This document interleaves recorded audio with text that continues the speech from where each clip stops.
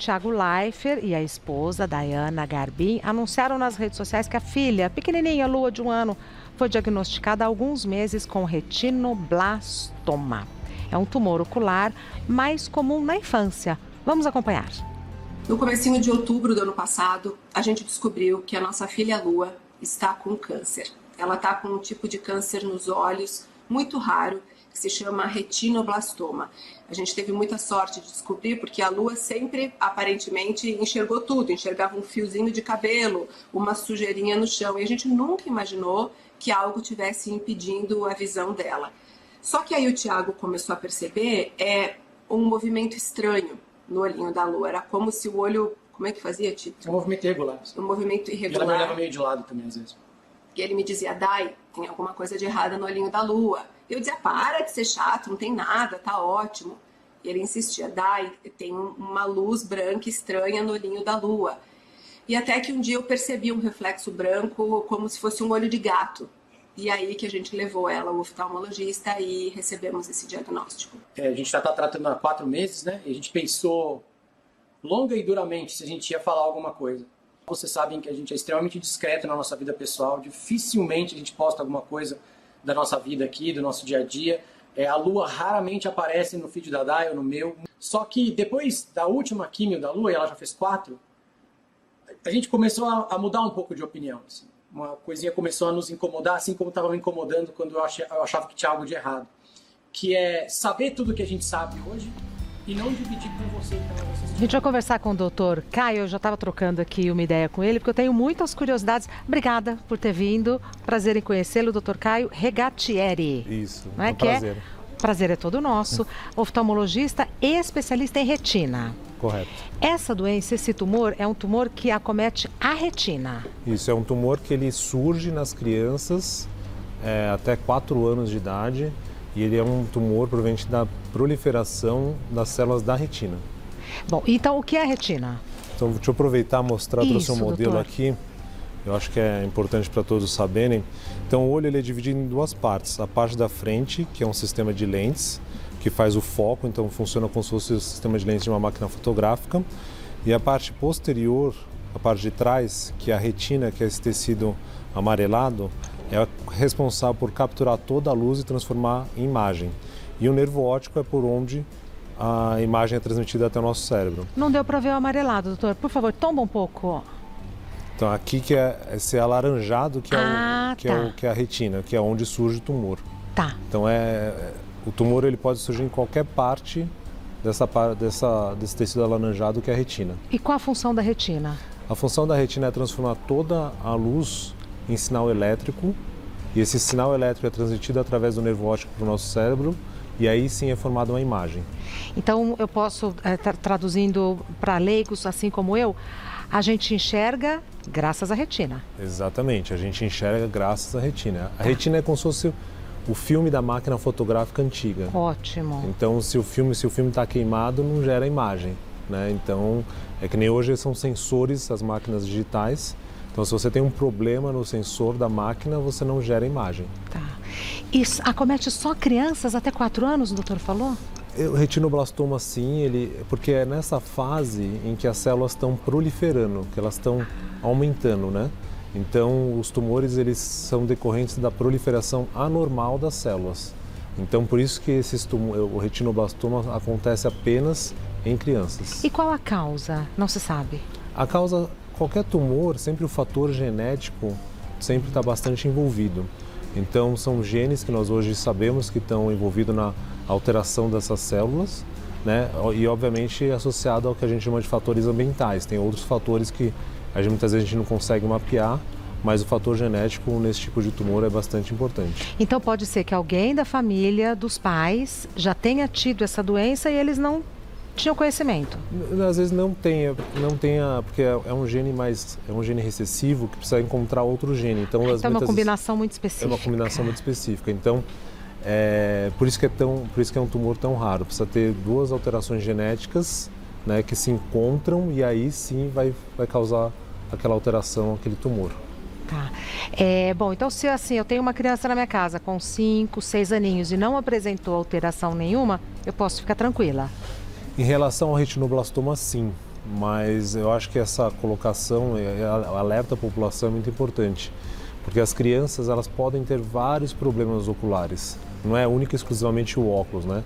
A criança pode nascer com catarata congênita, pode ter glaucoma congênito, pode ter tumor, esse é um dos tumores que podem acontecer na criança, que é o mais comum, né, o tumor maligno, mas existem outros tipos de tumores que também acometem as crianças.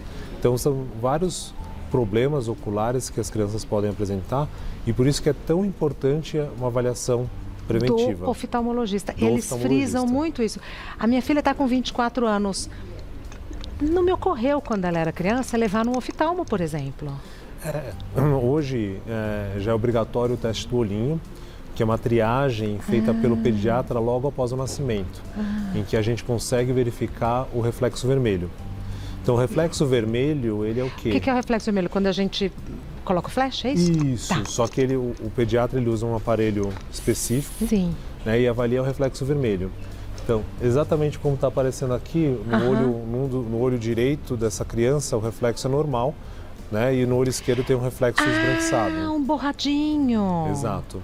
Então, esse reflexo esbranquiçado, uma das causas desse reflexo esbranquiçado, que a gente chama de leucocoria, é o retinoblastoma. É indício de que precisa de uma avaliação oftalmológica urgente. Tá. Então, essa avaliação primeira já é feita, é protocolo já nos recém-nascidos? No estado de São Paulo já é lei. Hospitais públicos também? Todos os hospitais. Ah. Então eu recebo muitos pacientes, muitas crianças, em que o pediatra teve dúvida se o reflexo vermelho era normal ou não. Então nesses casos ela vem para um oftalmologista, geralmente um oftalmologista especialista em retina, para a gente conseguir fazer um exame mais detalhado e verificar se está tudo bem. O casal falou e o doutor me confirmou que é uma doença, essa retinoblastoma. É uma doença raríssima. Doutor Caio já... eu não digo é rara. Hoje a gente estima que no Brasil é em torno de 250 a 300 novos casos por ano. Isso é pouco? Tendo em vista para uma população de 200 milhões é pouco, mas... é considerável, porque se deixado diagnosticar, essa criança vai evoluir para perda de visão e esse é um câncer, então ele pode se espalhar pelo organismo e causar metástases. Tem esse risco. Sim. E a gente fala, com perdão, assim, sem querer ser leviana, é raro. É raro, mas para essa família é muito importante. Então, é raro para a gente ter uma noção das pessoas acometidas, mas se acometesse uma pessoa, seria importante. Né? Exatamente. Então é o que a gente fala, a estatística é utilizada em saúde pública. Isso, na família. Mas se for você o único caso, é 100%. Exato. Então, agora, o doutor Caio, então, já como trabalha no hospital da Faculdade Paulista de Medicina, então recebe pessoas do país todo. A gente acaba vendo alguns casos no hospital público, porque a gente acaba drenando do Brasil todo. Então, como eu sou especialista em retina, eu acabo vendo esses pacientes também. Ô, doutor Caio, e daria para fazer algum tipo de associação? Mais região, mais calor, menos calor? Não tem nenhuma associação em relação a esse fator ambiental, né, regional, se não tem nenhum local do Brasil que isso é mais frequente. Realmente, então, esses 200 casos espalhados pelo Brasil. Então, sugestão número 1. Quem tem criança em casa, quem tem recém-nascido e tal, fazer uma avaliação no oftalmo. Sim. Eu acho que esse vídeo que o Thiago Leifert soltou, acho que está tendo uma repercussão, apesar de ser algo triste, mas está tendo uma repercussão muito boa de ajudar outras pessoas. Exato, como ele colocou. E hoje mesmo já recebi 2 crianças para fazer avaliação, para poder entender se tinha algum problema. Mas eu acho que a avaliação oftalmológica ela inicia desde o nascimento. Então, as pessoas perguntam quando eu devo levar meu filho. Então, eu sempre digo, desde o nascimento, deve levar pelo menos uma vez por ano ao oftalmologista, para que a gente consiga fazer o diagnóstico de várias doenças oculares que podem, quando não tratadas precocemente, podem levar a uma perda de visão importante. Eles citaram o apoio do GRAAC e eu queria saber como que é o tratamento quando o diagnóstico é confirmado. Hoje o tratamento ele pode ser feito de 2 maneiras, é feito com quimioterapia. Você pode fazer uma quimioterapia, injetar o quimioterápico na veia da criança, no braço, por exemplo, aquele quimioterápico vai circular no organismo e vai atingir a região que necessita, mas também atinge outras regiões, que é o problema do quimioterápico. Ou uma tecnologia mais nova em que a gente faz uma cateterização de uma artéria, geralmente da artéria na virilha, e sobe com um catéter pelo tórax, né, e chega até na pequena artéria que irriga o olho. E aí, dessa maneira, a gente consegue colocar uma concentração maior do quimioterápico e tem uma uma efetividade muito maior no tratamento. E ambos os tratamentos são custeados pelo serviço público ou não? Sim, os dois tratamentos hoje são disponíveis pelo SUS. E esse tratamento local que o resultado é mais rápido, eu imagino, e o dano menor para a saúde. Exato, é mais efetivo, né? Então é um tratamento muito mais efetivo e a taxa de recuperação muito maior. Tá.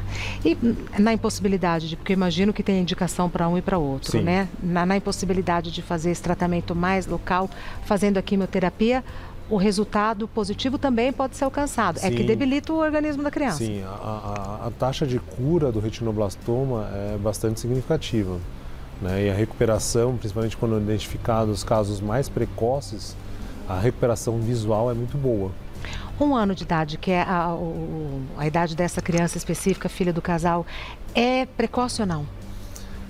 É muito difícil de avaliar, porque muitas vezes depende da gravidade do tumor.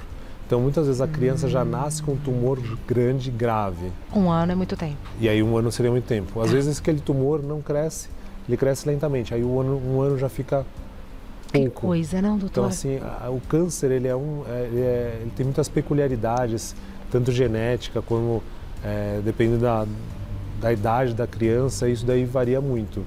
Então, mas como qualquer doença, quando diagnosticado precocemente e o tratamento é realizado de maneira imediata, a chance de recuperação é muito maior. Agora, uma coisa muito triste que não tinha me ocorrido é isso, a possibilidade desse câncer criar metástases. Sim. É algo que é importante saber, né? Exato. Como qualquer câncer. Não é comum, mas pode acontecer. Tá. Temos perguntas do pessoal de casa. Vamos? Exprimir o doutor até sair caldinho, né? É que eu estava com muitas curiosidades sobre esse assunto. É muito bom ter um médico com informação confiável para a gente, porque a gente ouve tanta coisa, né, doutor? Sim, eu acho que as fontes de informação hoje são muito variadas, Exato. mas a gente também tem muita coisa boa na internet. Então, procurar sites sempre ligados às universidades. Isso. Ou ao Conselho Brasileiro de Oftalmologia. Hoje foi soltada uma nota pelo Conselho Brasileiro de Oftalmologia explicando toda a situação e as indicações de acompanhamento também. São fontes muito confiáveis. Ótimo. Primeira pergunta é da Maria Ellen. Existe alguma relação entre o estrabismo e o câncer? Quem tem estrabismo tem maiores chances de ter câncer nos olhos?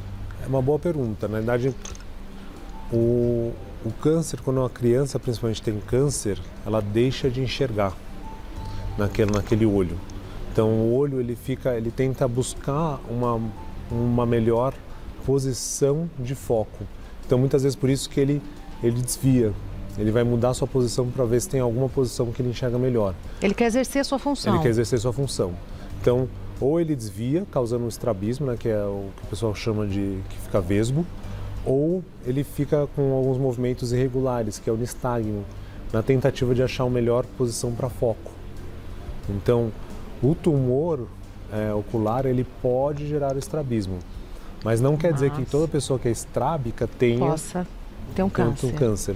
O corpo humano é uma coisa impressionante. É impressionante. É máquina perfeita. E o olho é uma coisa, algo muito... quando você se aprofunda no estudo da visão, é algo impressionante. E a população, a gente fez um estudo perguntando para a população qual que é o maior medo. O maior medo das pessoas era ter câncer. O segundo maior medo é perder a visão. Olha! Então hoje a visão é um sentido que a gente leva, que a gente tem muito importante, né? Continuando com as perguntas do pessoal de Casa Lourdes. Minha filha bateu a cabeça e teve descolamento de retina. Ela tem 4 anos. Isso pode ocasionar algum prejuízo mais sério? O descolamento de retina, ele é uma situação, para a nossa visão, bastante grave, porque a retina é um tecido nervoso.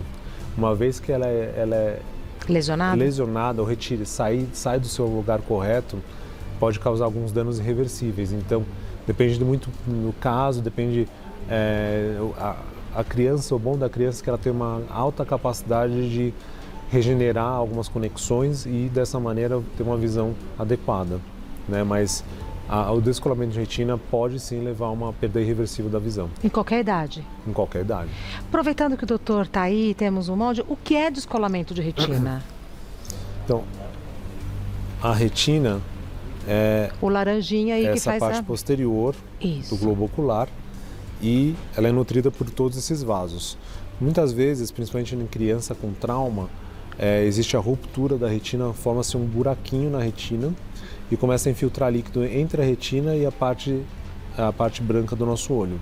É como se a gente estivesse dentro de uma sala e aí aquela sala ela tem um papel de parede. E aí forma um buraquinho no papel de parede e começa a entrar líquido entre a parede e o papel de parede. Aí, então vai descolando mesmo. Vai descolando mesmo. Então a retina vai soltando da parede do olho. Então ela fica solta. E qual o tratamento para descolamento de retina? Todo descolamento de retina, a maior parte do descolamento de retina deve ser feito cirurgia. Então tem alguns tipos de descolamento de retina que também podem ser tratados com laser. Tá. Bom, continuando, é o máximo, né? Olha a imagem. Juliana, em quais casos é necessária a retirada do tumor? A criança pode perder a visão?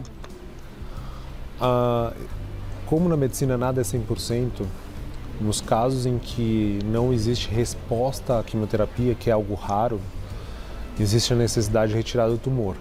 Mas infelizmente a gente não consegue entrar dentro do olho e retirar o tumor único exclusivamente. A gente daí tem que tirar o globo ocular inteiro, né? Então, as situações em que não existe uma resposta adequada ao tratamento com quimioterapia, que é algo raro de acontecer. A Dayana cita, em alguns casos é preciso remover todo o olho ocular. e tal. Então é nessa situação, não responde à quimioterapia, o que é muito mais raro ainda do que a doença. Não é comum. O mais comum é que o tumor ele responda, mas só que em alguns casos mais avançados não existe uma resposta completa e é necessário retirar todo o globo ocular. Tá. Para encerrar, doutor Caio, fez o tratamento e tal, depois é necessário um acompanhamento durante toda a vida, isso vira uma história do passado, como é que fica? Neste caso específico da retinoblastoma. Blastoma. O acompanhamento sempre é necessário, independente se tem ou não retinoblastoma, né? O acompanhamento das crianças é muito necessário para verificar diversas doenças oculares. E algo que é importante dizer é que as crianças, muitas vezes, elas não conseguem referir o problema. Então, nós temos que os pais ou quem cuida da criança tem que prestar muita atenção, porque a criança pode desviar o olhar, enxergar de uma maneira diferente, ou muitas vezes se aproximar da tela. Então, isso são sinais em que a gente tem que prestar atenção e levar essa criança ao oftalmologista.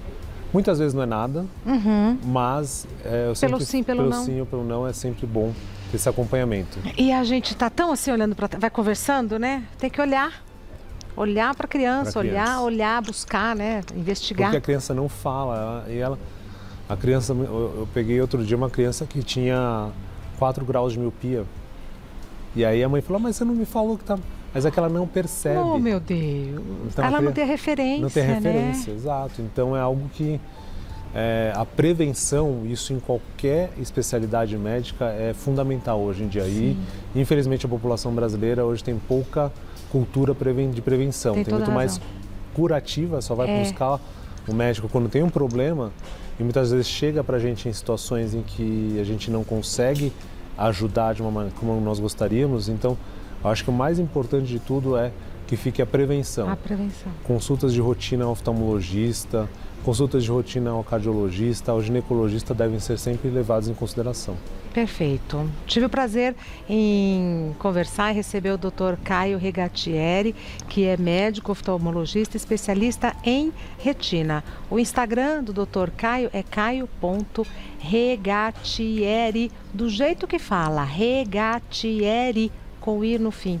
caio.regatieri. Doutor, muito obrigada por ter vindo. Eu imagino agradeço. que a demanda tem sido grande, especialmente nessa segunda-feira. Muito, muito obrigada, viu? Eu que agradeço, eu acho que é super importante a gente alertar a população. Muito obrigada, conte sempre conosco. Obrigado. Até breve. Pronto. A gente vai na fonte segura de informação e se você tiver algumas questões, manda para o Dr. Caio, @caio.regatieri.